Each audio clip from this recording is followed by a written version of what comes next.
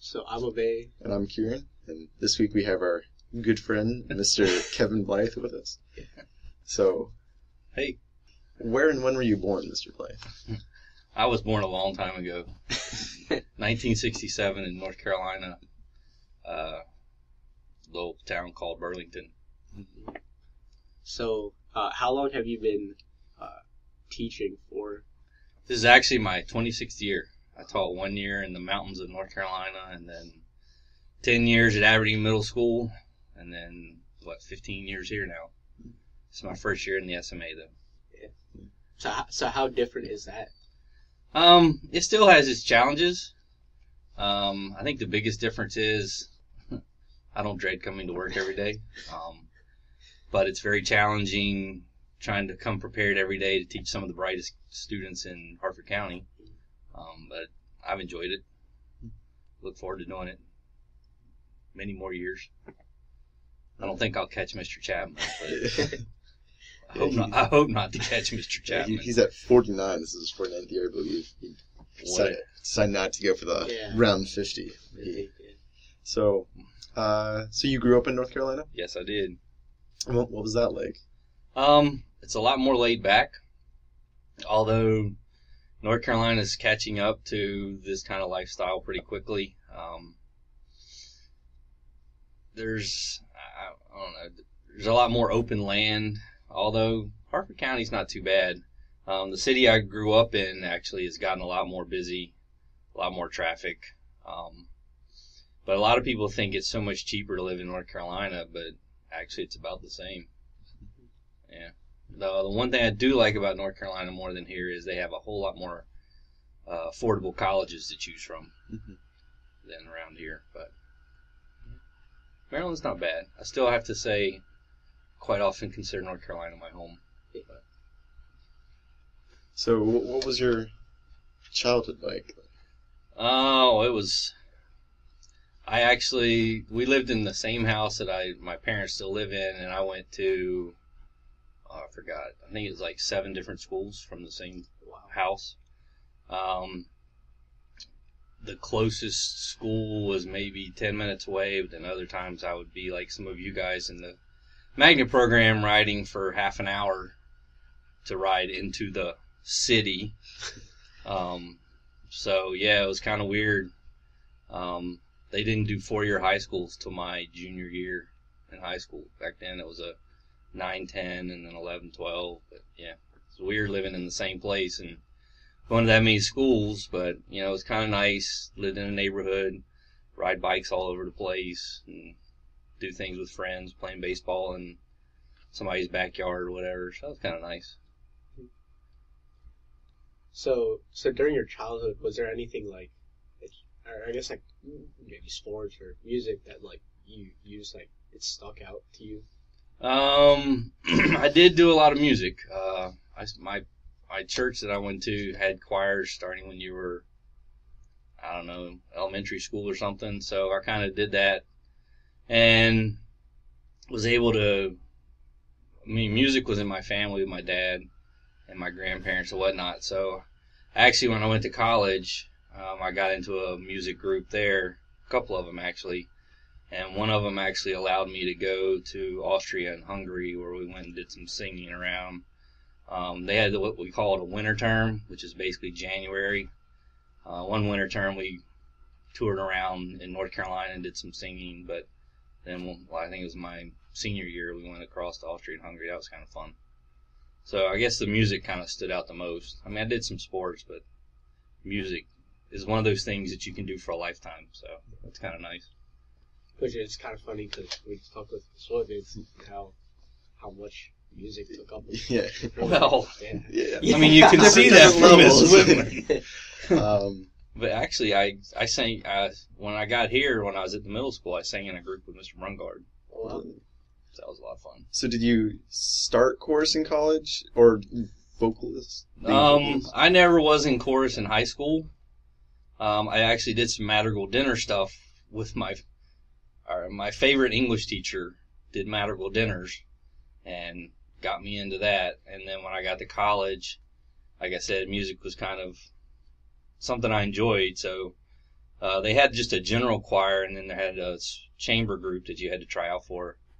So I did that, and then they had some madrigal dinner stuff there too, and that was kind of fun, interesting. But it's a lot of fun. I enjoy it. I don't get to sing as much anymore. But not really a place for singing in computer science. I don't know. I mean, there's groups out there, but I usually just sing a little bit at church. That's about it. So, what kind of student were you throughout school? What would you classify yourself as? I get asked oftentimes would I've been in the SMA if they had it where I was, and I wouldn't have been. I was an AB student, but I was like a lot of you. I did what I needed to do to get the A or the B. Didn't really necessarily go above and beyond. I enjoyed math. When I got to high school, that's when they actually started introducing computer classes. I enjoyed that. But I actually also enjoyed some of my favorite teachers were a couple of English teachers, which is kind of weird. But I didn't really like necessarily English. I just did not like writing papers. But like I said, it was always I wanted to get the A or the B. I obviously wanted the A, but I did not put forth quite as much effort as I see quite a few students in the SMA doing. But, I didn't get in a lot of trouble or anything like that. I was kind of the slightly above average student.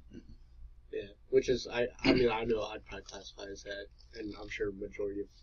Yeah, actually the scariest thing about school was I never took a final exam in high school. Wow. Because in our system, if you had an A or a B, you didn't have to take a final exam. So I go to college, and my freshman year, first semester, they're talking about final exam, and I'm like, oh man, I'm in trouble. So, I mean, I actually worked a lot harder when I got to college, just out of fear, if nothing else. So that was definitely, at least you guys, for the most part, have to take some final exams and stuff. But that is definitely a drawback to not putting in a lot of effort in high school, is you're going to hit college, and some people, that's when they hit the wall. But so, where did you go to college? I went to the same places that Miss Liberto went. I went to Elon. It was called Elon College at the time. Now it's Elon University. And then I majored in math and history because I found some history professors I liked. And I actually had a minor in religion. And with those things, you're like, what are you going to do? And my math professor was a program at Wake Forest University where you could get your master's degree and your teaching certificate all at the same time for free. So applied to that, got in, got my master's degree in education and teaching, taught a year in the mountains when my wife was going to grad school, and then the money is terrible for education in North Carolina for teachers. And so she's from up here, so we both got jobs up here, and here we are, 20-some years later. So when did you decide that you wanted to be a teacher? Freshman year, to earn some money, I worked with, it's basically a 9-credit algebra class for students who didn't do well in high school. And it was kind of a self-paced class.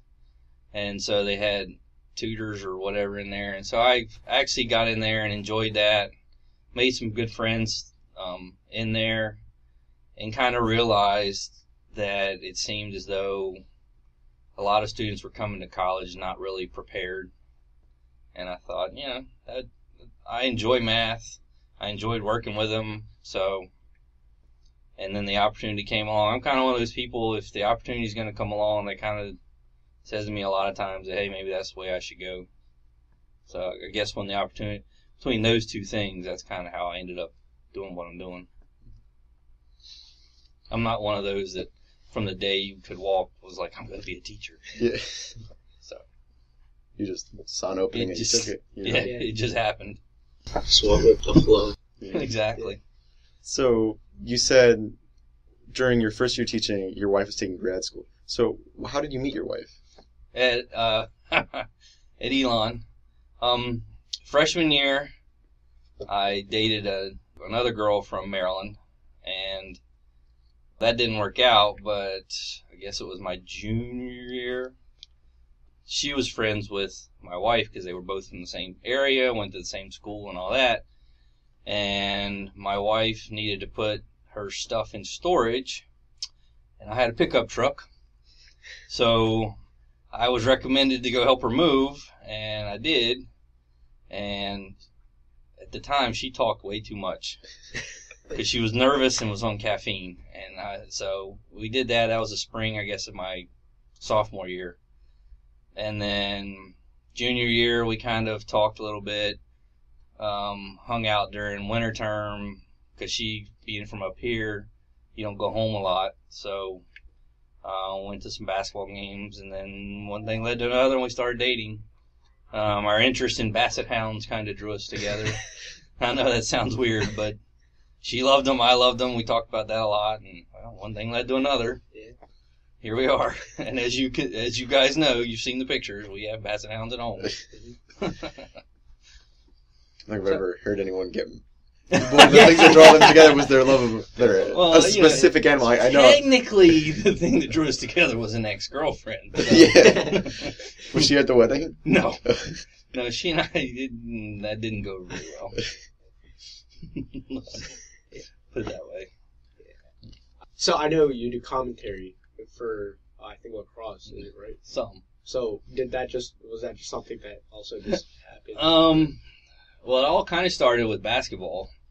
I guess it was probably my second year here. There was a teacher that was already running the scoreboard and stuff. And there'd been an incident with girls basketball. And years ago, I learned how to keep the scorebook for basketball and stuff. And so she asked me if I would come do that. And so once I got involved with that, and then when we moved over here, I got involved with doing some other stuff with girls basketball. And then we were like, my son started playing lacrosse. I enjoyed lacrosse. Lacrosse should have a scoreboard and announcer too.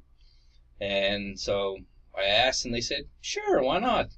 So make a little extra money, get to watch some lacrosse, have fun. And then girls lacrosse was playing too. We're like, what the heck, we'll do that too. And then it's kind of fun because Mr. Rupert, I don't know if you guys know who he is. He was a graduation speaker. He wanted to do it too. He'd done boys basketball, so I kind of enjoy sitting up there watching some lacrosse and get paid to do it. So I like sports, so I would do it for soccer, but I wasn't asked. Maybe someday you'll graduate. And baseball, well, they don't want to use their scoreboard. So. Yeah, that just bothers me, but we'll save that for another episode. So your wife also is a teacher? She is actually a school counselor. She was a school counselor at Lisby Hillsdale in the area for 23, 22 years, and then transferred to Meadowvale Elementary for the last few years. So when you moved to Maryland, it was easy for you guys, relatively easy for you to find jobs here to start? Yeah, for the most part. I mean, as a math teacher, they like to hire math teachers. She's very good at her job, so they really wanted to get her at that school. So yeah, it wasn't too difficult. We interviewed here, and we actually interviewed out in Washington County. So it's gonna be somewhere around here. So did you find was it scary for you starting to teach, or did you just? Well, my first job was an 8th grade math and science teacher. I'd never taught science before in my life, so that was not very pleasant. Fortunately, there was another teacher teaching science as well, and she and I partnered up, and she got me through the first year. And then fortunately, after the first year, they hired her full-time, and I got to do full-time math, and everything was fine. It was definitely different because my student teaching was all high school, so I'd never really, and actually in North Carolina, they didn't really have middle schools, so I wasn't really sure what to expect. But once I got there, it wasn't bad. Definitely realized I did not want to do anything less than 8th grade because I just did not have the temperament for the younger ones, especially 6th graders. Kind of like here, I don't really have the temperament for freshmen, but it was a challenge, definitely a challenge. But it also, I was surrounded by a lot of good, like I had a really good department chair. There were a couple other teachers that came in with me, and we formed a friendship that we just had a lot of fun. that helps you whenever things are difficult. So that was definitely a boost. You taught 1 year as 8th grade? I taught 10 years over there. 10 years as 8th grade. And then what made you change? Well, a couple of things.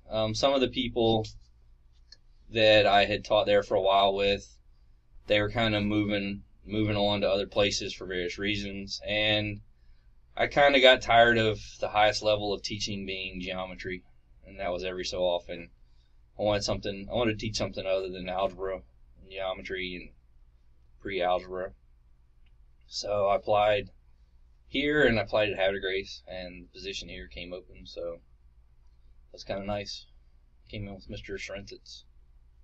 So did you come in, like, being a stat teacher as well as a comp sci teacher here, did you, like, come in knowing that you wanted to do specifically those things? No, I wanted an opportunity to come here and see what happens. So actually my first year, I think I taught, surprisingly, algebra and geometry. But by the second year, I asked if I could teach AP Comp Sci, and they said sure. And then taught that for, since then. And then when we got over here, the person that was teaching AP Stat left, and I asked if I could teach that, and they said sure. So that's why I got AP Stat and Comp Sci, and they throw in geometry every once in a while. So I remember you saying you don't have a degree in Comp Sci.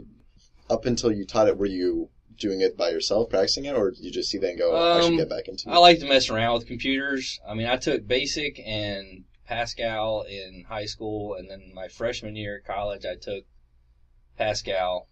I don't know why I didn't stick with it.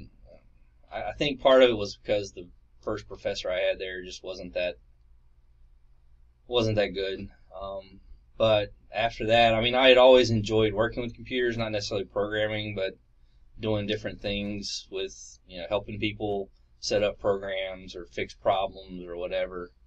And so I was like, well, it'd be kind of cool to teach programming. So why not? I didn't know Java. Mm-hmm. So I had to learn it. And that's been a process. So how much of a learning curve is there, from my understanding? It's like something that you picked up again. So how much of a learning curve was it to, like... It was a pretty big learning curve because it had been over 10 years since I'd had any, and not having any experience with Java, which was a completely different language. I took an online class at HCC. I took some of the AP things you can take in the summer, but really it wasn't until I actually started teaching it and had the time to actually do some of the content that I got better at it. I mean, there's still things I don't know, but I'm a lot better at it now than I was when I started. And I think I've gotten it to where students, if they want to put the time and effort in, they're going to be successful. I still think it's really one of those things where, I mean, yes, you can teach somebody some of the skills, but some of the natural ability, you either have it or you don't. I mean, some of the problem solving is, you got to think that way. So. Yeah, because me and Kieran are both taking comp sci next year, so I guess that'll be an adventure for us. Looking forward to it. Yeah. So. Well, you guys have already had. See, that's the thing with SMA students is you've already had experience with programming. Mm-hmm. You've already seen Java, and some other things, so you kind of already know what you're getting into. So, I mean, I don't think you'll struggle as much as imagine somebody who's never seen programming. Or I get students who want to take programming that are, I like to play games on the computer. Oh, well, that's nice, but that's not what we're doing here. So I think the experience factor definitely is big. So, you don't have anything. So, you said that you have 2 children? Yes, I did. And how old are they respectively? My daughter just graduated from North Hartford last week, and my son's 21. He's a firefighter in Prince George's County. So, what was that like for you to be I guess when you had your son, to be a new parent? No. It was kind of fun. I look forward to doing a lot of different things with him. When he was growing up, he was the oldest, and he and I did a lot of riding four-wheelers and dirt bikes, and just teaching him, things about, working on cars or mowing the yard or things like that. So, that was kind of fun. And then with my daughter, she and I got to spend a lot of time when she got to high school, because she went to North Hartford, which, as you guys know, they switched to where you have to go to a high school and get on the bus. And so every morning she and I would come here, get her on the bus, and then every afternoon she would come back here to go home. So that was kind of nice to spend some time with her. And she and I like to do things like riding bikes and stuff, but there's definitely, I don't know if you guys have sisters, but there's definitely a different relationship between the father and the daughter than there is between the father and the son. There's just I don't know, they always talk about father-daughter relationships. It's just different. But I still enjoy like going out and playing golf with my son, or doing things with him, but he's a little more independent now. Do you have any siblings growing up? I had a brother. He was 7 years younger than I am. Oh. So we were kind of like individual only children. You two single children. Yeah, that's kind of, when you have a gap that big, that's kind of what they talk about, is it's almost like you're only children because it's such a big gap. Yeah, because I guess like once you go to college and stuff like that, you're essentially spending that much time. Yeah. You're never really. Yeah. Not even the same, like. Yeah, exactly. The next generation. Yeah. That's weird. Yeah. After I graduate, you're probably gonna get my sister coming here. So that's what, like 5 years? 4 years. Yeah. So do you still stay in contact with your brother? Yeah, we talk quite a bit. He was just up here for graduation and stuff. Probably not as close as you'd like to be, being this far apart, but family's kind of important, whether it's him or cousins or whatever. You always know if anybody needs anything that they can call on you. But we talk some. We talk mostly about golf and what's going on with the family and whatnot, because he played golf in college, and so that's kind of a common interest there. And then every year we go to the beach with him and his family and my parents, so that's kind of nice. So do you watch golf? I am one of those weirdos that enjoys watching golf. But, people talk about it, and I agree, if you've never played the game, that it's probably the most boring thing in the world. But as somebody who's played, it's really amazing, because you kind of have a feel for what they're doing, and you're kind of amazed at what they can do, because you've tried to do that and realized how hard it is. Yeah. So obviously it's not to that extent, but with playing tennis, it's similar, because I would call myself a pretty diehard fan of the sport, and I watch it pretty regularly. But yeah, I enjoy watching tennis. But then again, I like watching sports in general, just because of the competition. So yeah. So what were your parents like? Well, let's see. My dad was in the automobile business. He usually left really early and got home really late. My mom was a stay-at-home mom probably till she was in her mid-30s. So she was, very nurturing, good mom. Then she went into banking. She's very hard work. Both of them are very hard workers, which I guess is kind of transferred down to myself and my brother. They always, they were very supportive of, like doing sports or anything. They always made sure they were there, which is another thing that I always try to do for my kids. It's like when my son was playing soccer or lacrosse, tried to be at all the games. My daughter's doing band and whatever they're doing, just try to be there to support them. So they weren't very happy when I moved up here, but they kind of understood. And actually, my dad wrote a letter to somebody complaining about the fact they don't pay teachers enough in North Carolina, and that's why I moved. But other than that, it was. Did he cause any change? No. He didn't. I think they've gotten worse, actually. Not because of him, but like you want to keep your son away. Looking forward to the future. I know you said you want to enjoy many more years up in the SMA. Where do you think you're gonna do you think you're gonna be teaching more than just comp sci and stat in the future? No, I think I do whatever they tell me to do. My plan right now is to hopefully not have to do this more than maybe 10 more years.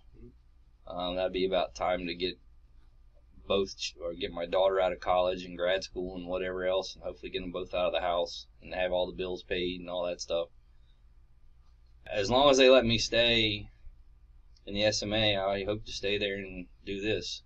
I mean, I enjoy it, so do that and retire from the SMA and then play golf. Yeah. So cut grass. When you plan to retire, you plan on staying here or? That's up for debate. Back when we moved up here and my wife and I talked about retirement way back when, it was always the plan to move back to North Carolina. At that time it was cheaper, just kind of like getting close to family and stuff down there. But I don't know. We'll see. It hasn't really come up lately. We both agree that at some point we'll have to move out of our house because it's got stairs and we're not going to want to go up and down stairs for the rest of our life. So we're going to move somewhere. I've always joked that I just want to retire and go to a golf course and sit on a lawnmower all day and cut grass. Something mindless. But we'll see. Who knows? So this is kind of a big jump back, but you mentioned that when you went and I guess toured a bit of Europe as a a big tour. So what was that like? It was really kind of scary. First time you ever been on an airplane and you fly for 12, 13 hours or something. That's kind of a big jump. Then you go into a country where you don't know the language. The only thing I remember from that is French fries are called Hassa Burgognas because we went to a McDonald's and and that's what they're called. So embracing the culture. Exactly. There you go. But it was really neat. As a musician, you're talking about soundproof or whatever. It's really neat to go into places that have some cool acoustics to hear how that is. So that was a lot of fun. Seeing a lot of seeing the different architecture, not much grass, in the places we went, and the cities and whatnot. And so experiencing some of the nightlife and stuff they had there, it was definitely a different experience. I never was much of a huge travel person. I enjoyed it. It didn't turn me into somebody that's like, oh, I've got to go do this for the rest of my life. But it was definitely an experience I've been talking about it for 30 years now, so it's kind of nice. How long was that? Were you out there? Was that? It was only probably there a week, something like that. And how many times did you perform while you were out there? I think we only had to perform like 2 or 3 times. It was mainly a lot of touring around and cathedrals and different places like that. Yeah. So you're in the group. Did you guys have classifications like baritone, soprano, or whatever? What were you? That time I was a tenor. Mm. Yeah, I was more of a baritone than a tenor, but I was that'd be second tenor. Is that the low one? Yeah. I think first tenor is the high. I was not the high. I was not the high tenor. Now I'm not a tenor. Now I'm a bass. Yeah. So that conversation came up the other day. Who's going to sing tenor? I said, not me anymore. Ask me 10 years ago. Something like that. Yep. The range is definitely not what it was. Were you ever into competition music? No, we never did competition. I was always just concert. It was I think around here we even have concert band, and then you have your smaller jazz bands and stuff like that. So I did both. I did the concert chorus and then the smaller group. So that was, but we never went to competition. I guess more of the performances. Yeah, it was always your fall concert, spring concert.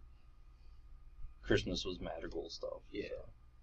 So going back to teaching, I don't know personally what I'm going to do, really, because honestly, teaching could be an option. That's how little I know. Mm-hmm. But you were talking about comp sci, how you just have to have some natural ability. So what do you think that natural ability is with teaching? Well, you gotta care about people. Yeah. You've got to be willing to deal with people who don't think like you. Honestly, I mean, I just think you have to go with what you really like to do. And if you really like working with people and you really have a subject you're passionate about and you would really like other people to learn about it, then, you know, you're the kind of person that wants to teach that to other people. In terms of not knowing what you want to do, you're probably about like 95% of the other people at your age. So, you know, even people who tell you they know what they want to do, a lot of times don't do it. So, but I mean, I think, I don't care what it is you're doing, you just gotta really have an interest in it, because you're going to be doing it for a long time. There's plenty of teachers that think they want to be teachers, go through all the training. Some of them get to student teaching and decide, oh, I don't want to teach. Some of them get to their first job and decide, I don't want to teach. So, I mean, there's no guarantee, but you go with, you have to evaluate your own self. And I really like this. How can I use that to make a living for myself? Were you ever afraid that you had made the wrong choice with teaching? Yeah, I was. I mean, it's not always been easy, and sometimes you wonder, wow, maybe I should try more with the computer aspect of it. I had a buddy who did some stuff with computers. I talked to him for a little while about possibly doing something with him, but it just, there were things I liked about the teaching, you know, I liked the people I worked with, I liked the schedule, and I enjoyed watching students be successful. So, you know, it always seemed like whenever I thought it was the wrong choice, something came about that showed me it was the right choice. So, here we are.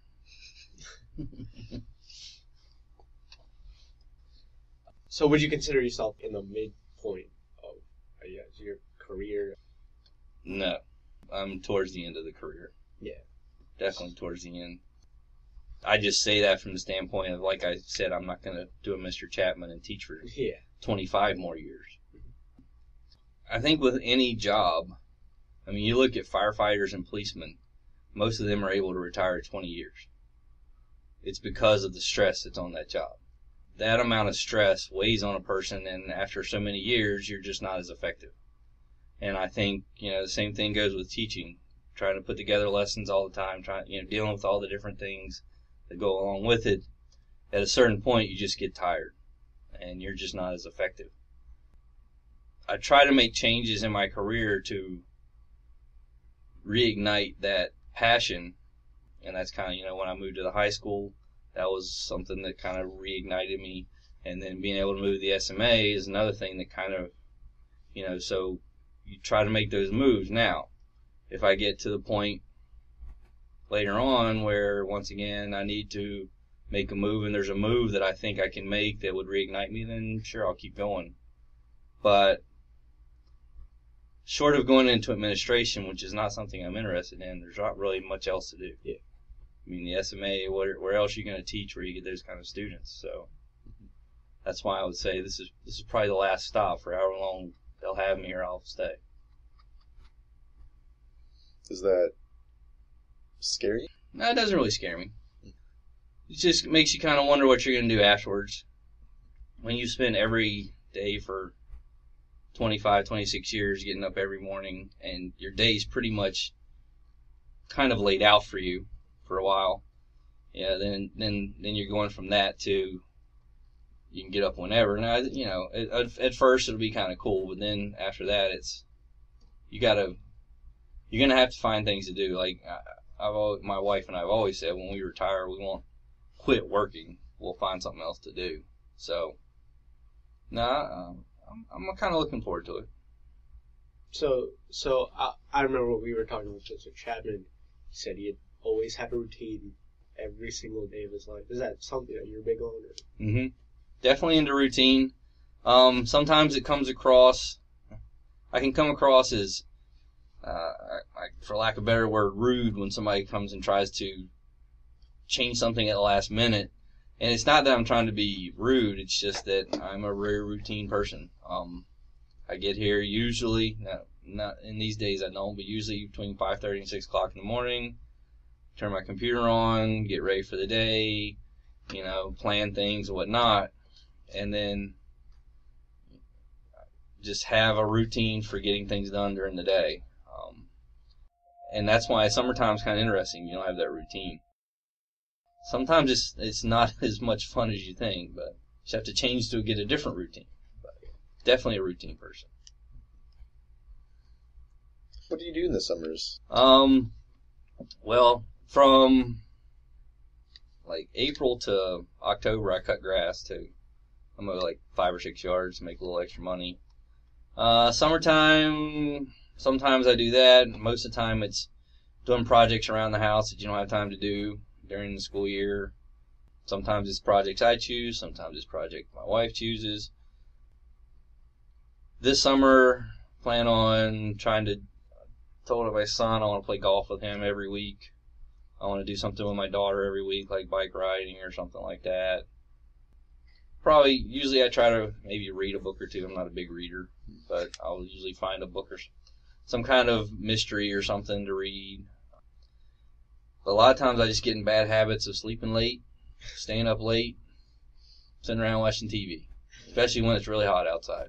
Yeah. I'm not a big hot outside guy. But. All right.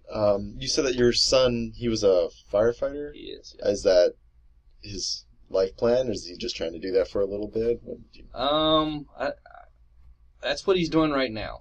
When he first graduated, he went to HCC for a year and a half because we kind of wanted him to go to HCC for a year and a half. We saw it wasn't his passion. He saw it wasn't his passion. He got into the volunteer fire company, and then on his own, he did everything, all the process of applying to get this paid job down in Prince George's County.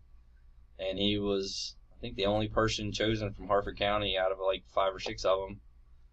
And so that's what he wanted to do, and he went to the academy. He started last July and didn't end until this past February. He stuck it out. I mean, some of the stories he told me, it was kind of like being in the military. They're yelling at you and everything else and telling you how terrible you are, and he put up with it and seems to enjoy what he's doing. So will he last 20 years? I don't know. We'll see. I mean, when you're in that you're kind of an adrenaline person. If he has to be at a firehouse where all you do is sit around a lot, I don't know if that's for him. We'll see. But he's got a career that if he wants to make it a career, he can make a good living and go as far as he wants to go. But he also knows to go any further, he's going to have to get education. So we'll see. We'll see how far he pushes it. All right. So do you think you're going to continue on commentating after you're done teaching? It's been interesting. We've had that conversation about seeing if I could get in, doing things at HCC, but I don't know. I hadn't really thought about it. Wouldn't mind it, but Mr. Leff did it too, and he quit whenever he retired. So it depends on the school system if they'll let you come back and do it. I don't know. Have you been to any games? What, at HCC? Or just like any sport in general? Oh, yes. I grew up going to Wake Forest basketball games, football games, Panther football games, went to Oriole games up here, stuff like that. Yeah, I mean, I enjoy. Actually, I haven't gone as much anymore. When I was younger, we'd go all the time, but nowadays there's so much on TV that it's so much nicer to sit in your own living room, and when this game gets terrible, you just change to something else, Plus, you don't have to fight the crowds and everything else. So what's been like your best, I guess, or like standout experience in terms of going to sports games? Probably the best experience would be many years ago. I went to a Wake Forest Carolina game. They're a big rival, or whatever, and it was a really close game. And it was just a crazy game. Everybody was on their feet the whole time, and I think Wake Forest won in the end. So that was a lot of fun. Fortunately, I, for the most part, calmed down. At sporting events, I could be one of those people. And actually, now that I think about it, one of the better experiences was going to the girls' state title games here. I went to those and sat like 2 rows from the floor and had a good time yelling at that too, and having a good time and watching them win state titles. That was kind of fun. Looking back on your life, is there anything that you would say that you live your life by, or that you say that you've learned and that you think, if you were to give us, me and Mabe, young people, how to really start our life, what advice would you give us? Slow down and enjoy each moment. I can look back on the past few years and I realize that I've been in such a hurry to get to the next thing that you just don't take in every detail of every moment. I mean, like at your stage now, you're like, I just can't wait to get out of high school and do this, that, and the other thing. But when you're done with high school, you're done with high school. You don't get to do any of this anymore. And while you may think a lot of this is just annoying and nonsense and whatnot, think about I've watched you guys with a lot of your friends and whatnot, and they tell graduates every time they graduate, look around because you're not going to see these people again. And some people are okay with that, but other people, there's going to be people you're not going to see that you're going to miss out on. So you just enjoy it as much as you can. And as hard as it is in high school, you've got to stick to what you're happy with and not try to do what everybody else tells you should do, and try to please everybody else. And that's really hard as a high school student. It's really hard as a person in general. So, both of you have some great qualities. Just make sure you stick to being who you are and not let other people kind of tell you should be a certain way. So are you saying that from personal experience, or are you saying that? Like especially the time thing, like plenty of people at my age are going to tell you that they look back and, they wish they had taken more time with this thing. And unfortunately it's true. And I've spent plenty of my time worrying about trying to be what other people want me to be. As a teacher, you see somebody that's a really good teacher and you're like, man, I wish I could do what they do. But everybody has their own individual talents, and you just have to be the best you that you can be and not try to be what everybody else wants you to be. And, that's going to be good enough. As long as you are the best you that you can be, then that's good enough. All right. Also, looking back, do you have any regrets in your life? There are things that you wish you had done that you... Wish I had done? Or... I think there's probably some things I wish I hadn't done. I wasn't always the nicest person in the world, and I didn't always have the most positive things to say. And are there things that I wish I had done differently? Yes. But at the same time, if it meant doing them differently, I would not have ended up where I am, then I wouldn't have changed them. So, your experiences are what make you who you are. And there's been plenty of great experiences to get me where I am. So, everybody has regrets. But like I said, if they would have changed the outcome of where I am now, then I wouldn't change them.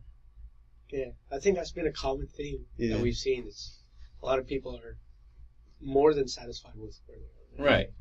I think usually the people who are in a bad place are the ones who are going to tell you, I wish I had done this, this, and this different, because I wouldn't have ended up where I am. But so now looking forward, are there any things that you still maybe have on the bucket list that you want to get done? I don't really have a bucket list. I'm kind of person that, right or wrong, I don't really plan everything. I just kind of go with the flow, and if something comes up and seems kind of cool to do, I do it. I don't really have a big plan for the future, right? Usually I'm so busy trying to get through a single day that I don't really plan much for the future, but no, nothing in particular. Just kind of riding. I guess. See what I mean? When you look at it, I ended up as a teacher by just seeing what comes along. So far it's been pretty good. There's times where it's a little scary, but so far so good. Well, so obviously I know I haven't come from that because my parents are trying to instill in me that rigidness that sort of goes against the sort of like ride with it, which is, I guess, sort of what I'm doing anyways, just sort of riding with it. I think that's something that I have to work on, is finding the balance in between knowing what I want for myself. When you say rigid, what do you mean? Just rigid in terms of like work habits and personality, in terms of like the kind of person I am to others, and just sort of like those other aspects. Well, I mean, are they teaching you how you should treat others? I mean, that's there's nothing wrong with that. I mean, having good work habits is not a bad thing either. So I don't want to sit here and say, just tell your parents, you don't know what you're talking about. I mean, my parents, they had the expectations of me. I think they didn't have to be as rigid with me because I wanted the success, the grades, and I would do what I needed to do to get those. Now, could they have pushed me to have a better work ethic and do even better? Maybe. But I mean, my brother, on the other hand, they had to stay on top of him a lot because he had a different mentality, a different work ethic, and so I think they had to work a lot harder on being more rigid and things with him. But I mean, he's got his master's in business and everything else. So I think it's where you end up. I think it's great that parents can adapt. And as long as parents have what's in the best interest of their children, then that's a great thing. There's so many parents now that don't have what's best interest of their children. It's what's in the best interest for them, or there's a lot of different things out there. So I don't think that you really need to. I mean, you have to do what you have to do. I don't know your entire situation, but I don't know. So you were just talking about best interests for children. So what kind of, because it sounds like you're trying to be a very like present parent for your children. So are you doing that because you grew up with that, or you grew up without that, or? No, because I grew up with it. And you? I mean, my parents still, like, they came up for when my son graduated. They came up from the children were born. They came up when my son graduated from high school and from the fire academy. Came up for this graduation. So I mean, they want to be involved as much as possible. You like to watch.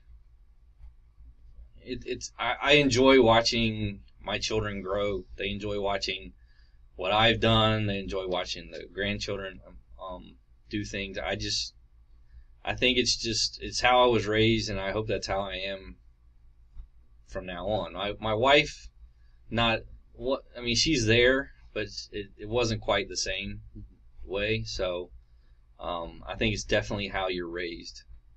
Or that's how it is for me. I mean, there are people, like you said, who that's not how they were, so that's how they want to do it for their own children. So, but not for me. You seem like a very laid-back person in general. Do you think that's North Carolina coming out, or?